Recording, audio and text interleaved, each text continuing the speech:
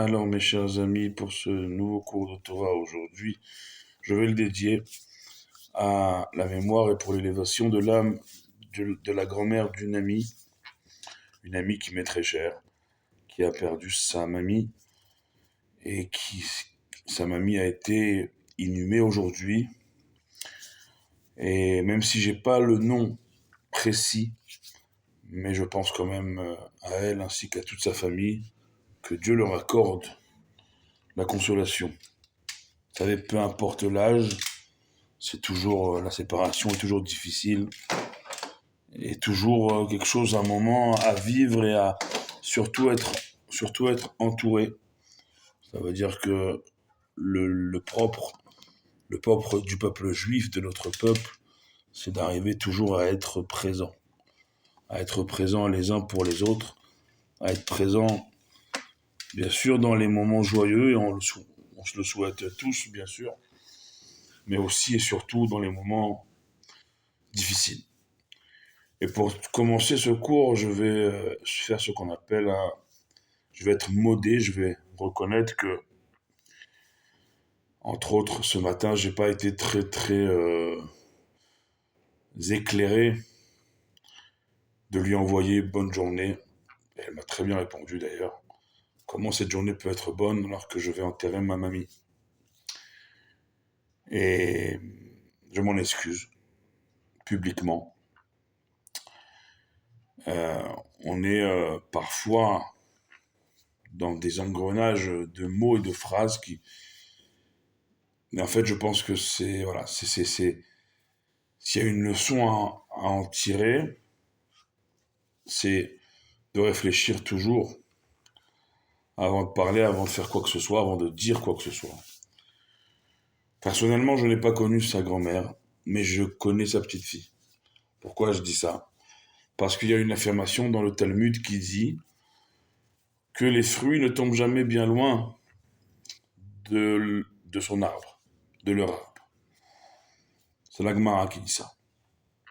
D'ailleurs, la première des questions que Dieu nous posera après 120 ans, montre-moi tes fruits. C'est-à-dire, montre-moi la lignée, la descendance que tu as laissée derrière toi, tes enfants, tes petits-enfants, tes arrière-petits-enfants, sur 3 générations.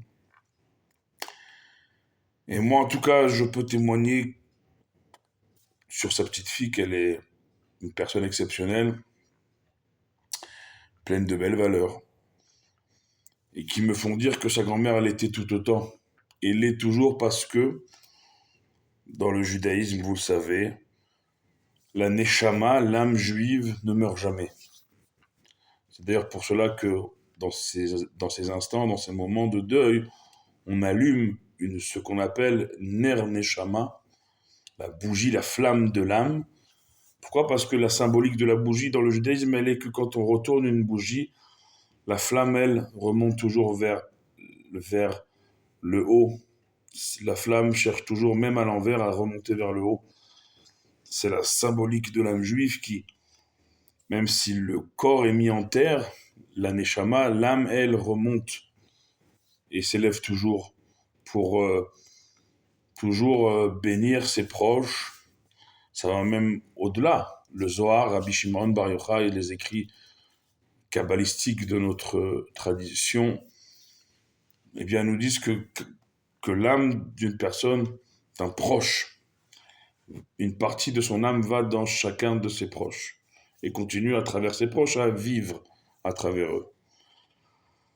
Encore une fois, je connaissais pas sa grand-mère, mais je sais par sa petite fille que ça devait sûrement être une personne extraordinaire.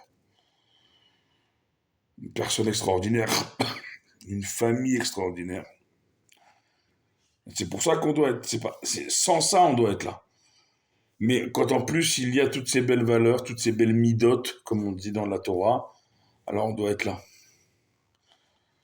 Sans trop dire, juste proposer, comme je lui ai proposé ce soir, de dédier ce cours justement à la mémoire et pour l'élévation de l'âme de sa grand-mère.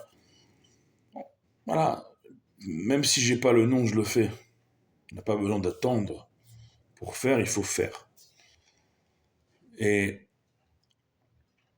vous savez, notre peuple, de manière collective, depuis déjà plus d'1 an. Malheureusement, ça continue puisqu'il y a des soldats qui tombent. Il y a un officier qui est tombé.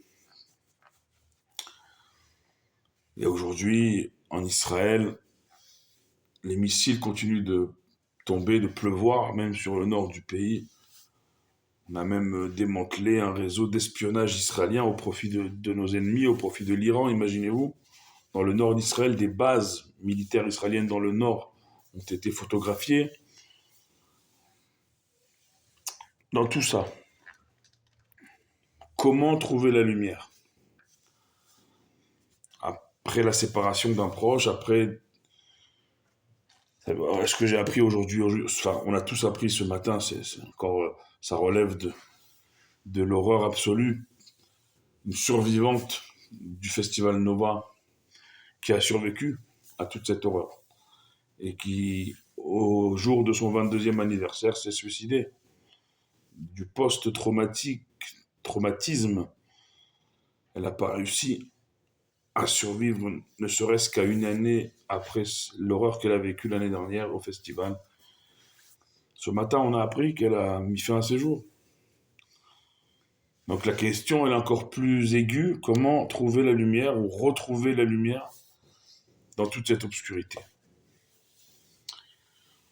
Et c'est paradoxal avec le cours que je vous ai fait hier, puisque on est, je vous l'avais dit hier, dans une semaine, dans des jours de Chol HaMoed Sukkot, où la Torah nous enjoint à être joyeux. Zman Simchatenu.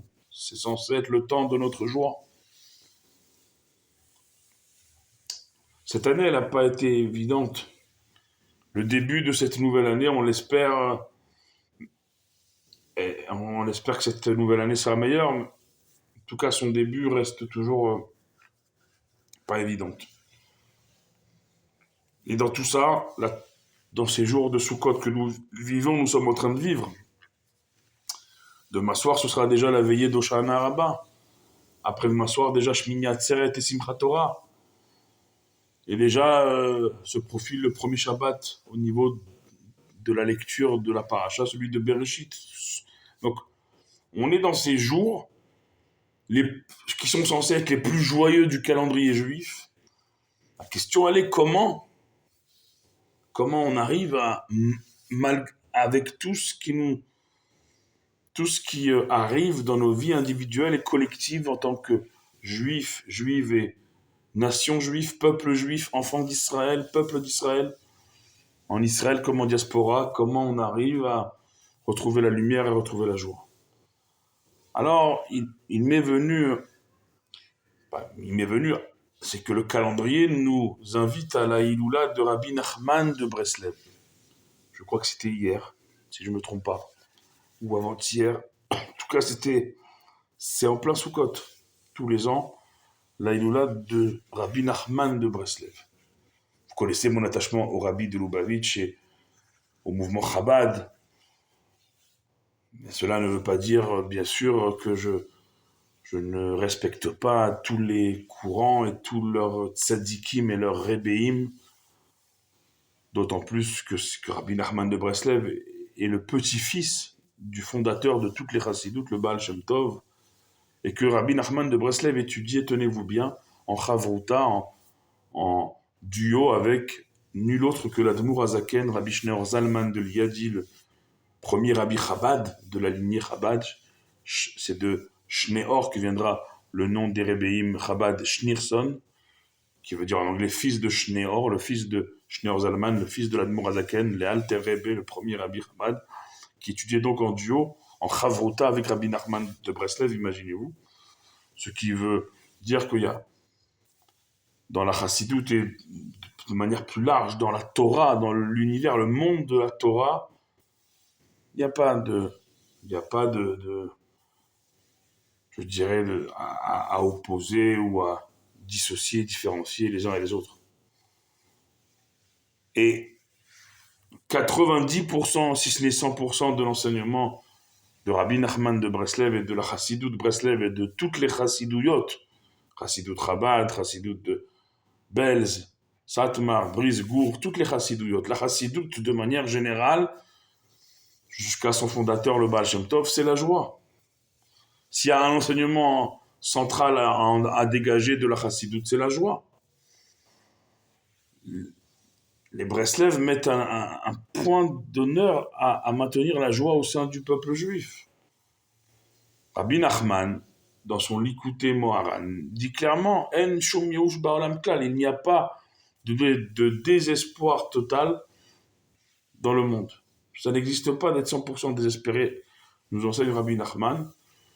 Et pour contrer ce désespoir qui peut survenir, et parfois tout à fait légitimement, eh bien, Rabbi Nachman nous enseigne Mitzvah Gedol Aliyot Besimchat Tamid.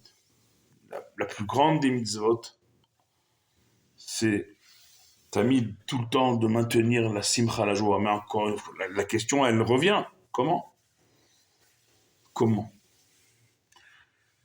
Eh bien, c'est là que intervient la solidarité juive.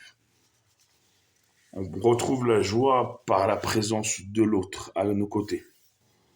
On retrouve la joie par la présence des autres à nos côtés parce que, à partir du moment où on ne se sent pas seul ou plus seul, alors on se dit, c'est sûr, ça n'enlèvera pas la perte que je viens de subir, mais je sais que dans cette perte, dans cette épreuve, je ne suis pas seul et je ne serai jamais seul. Et ça amène, ça réchauffe le cœur. Et quand le cœur est réchauffé par la présence, seulement la présence, sans avoir besoin de faire des phrases et des tonnes, la présence, eh bien ça réchauffe le cœur. Et quand le cœur est réchauffé, il est prompt à, à vivre de nouvelles joies. C'est des mots qui sont pas entendables les premiers temps du deuil, bien sûr. Mais le message, il est que on doit tous être là pour les uns pour les autres. Et c'est en étant là les uns pour les autres que on réchauffe les cœurs et on ramène la joie et la lumière au sein de nos familles, de notre peuple. Et que là, la plus belle des joies, c'est d'être là l'un pour l'autre. C'est sans en faire des caisses, sans en faire des tonnes. Juste être là. Voilà ce que je voulais vous délivrer comme message ce soir à la mémoire et pour l'élévation de l'âme de la grand-mère de mon ami. Que de là où elle est, elle envoie, c'est-à-dire au Gan Eden, près de Dieu, toutes ses bénédictions à toute sa famille, notamment à sa belle-fille que je connais. Et priez pour nous, comme on prie pour vous. Que ce soit ici en Israël ou en diaspora, ensemble on est toujours plus fort. Baruch Adonai Leolam, Amen ve Amen.